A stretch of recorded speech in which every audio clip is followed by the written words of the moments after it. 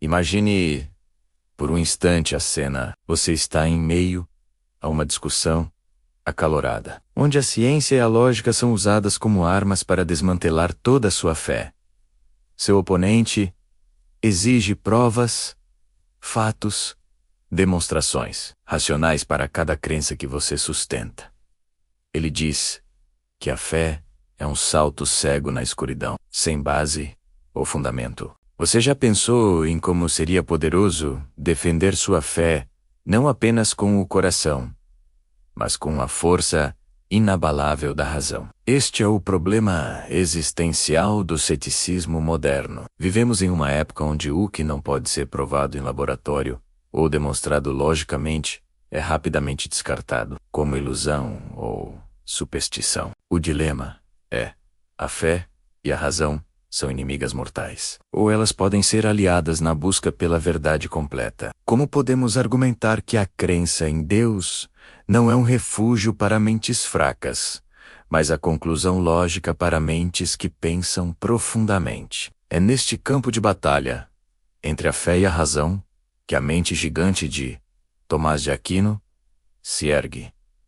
No século XIII, ele enfrentou um desafio semelhante: a redescoberta dos escritos de Aristóteles, com seu rigor lógico e sua visão puramente naturalista do mundo, ameaçava a estrutura da teologia cristã. Muitos viam a filosofia grega como uma rival da fé, mas Aquino, com sua genialidade, viu uma oportunidade. A resposta que Aquino introduz é a harmonização entre o elemento sobrenatural da revelação e a capacidade natural da razão. A fé, para Tomás de Aquino, não destrói a razão, mas às vezes aperfeiçoa.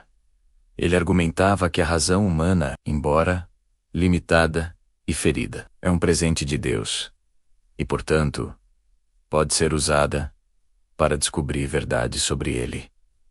A fé e a razão são duas asas pelas quais o espírito humano se eleva à contemplação da verdade. A referência teológica que valida esse argumento é a distinção clara que Aquino faz entre as verdades da razão e as verdades da revelação. Em sua obra monumental, A vezes, Suma Teológica, Aquino afirma que a existência de Deus não é uma mera questão de crença, mas pode ser demonstrada racionalmente através de seus famosos argumentos. As 5 vias. Que a razão pode provar, como a existência de um primeiro motor imóvel ou de uma causa primeira. É acessível a todos. Ele era enfático. É impossível que a verdade da fé seja contrária aos princípios que a razão conhece naturalmente. Se houver conflito, ou a razão errou, ou a interpretação da fé está equivocada. A razão atua como um preâmbulo da fé. Ela pode levar o cético até a porta da igreja. Mas a entrada final na plenitude dos mistérios divinos, menos como a Trindade e a encarnação, só é possível através da fé, da graça. Você já pensou, por exemplo, em como a complexidade e a ordem do universo apontam para um Criador inteligente? Imagina se você estivesse nessa situação, onde seu ceticismo é vencido, não por um milagre, mas por uma prova lógica e irrefutável da existência de uma inteligência suprema.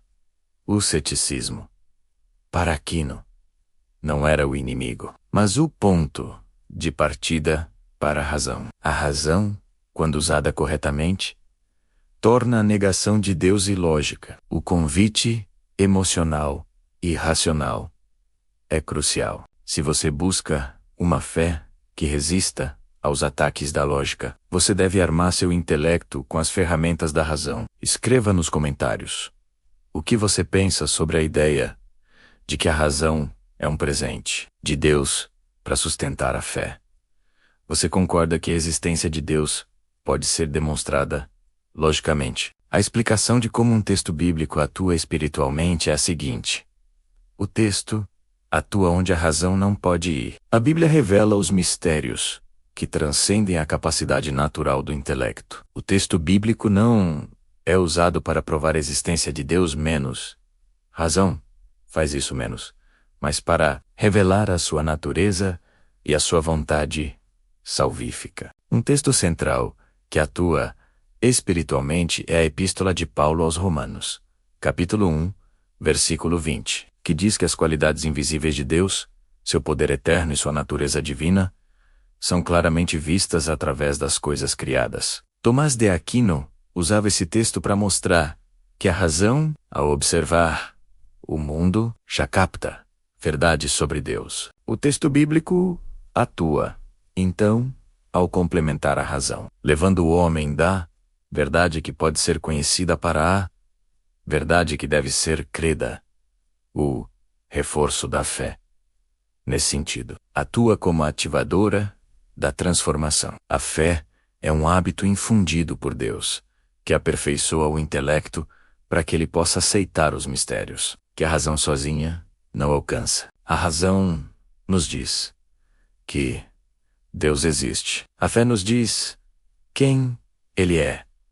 A transformação não ocorre por um salto cego, mas por uma iluminação da razão, que encontra seu descanso na verdade revelada. A fé e a razão, unidas, elevam o homem a uma compreensão mais plena de sua própria existência e destino. Temos inúmeros testemunhos e exemplos dessa união. Pense nos grandes cientistas da história, muitos dos quais foram homens de profunda fé.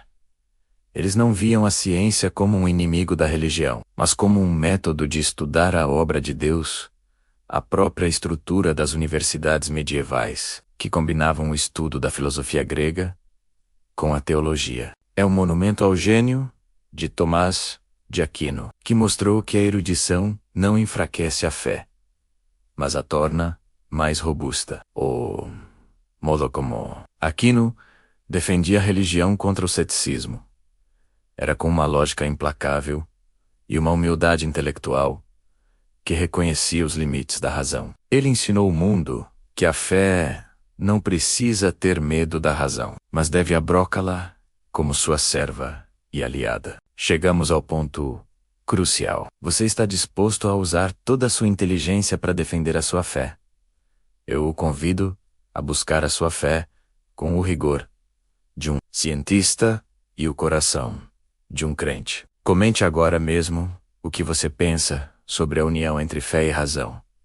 Compartilhe com alguém que está lutando contra o ceticismo. E inscreva-se no canal para continuarmos a aprofundar a nossa fé e o nosso intelecto.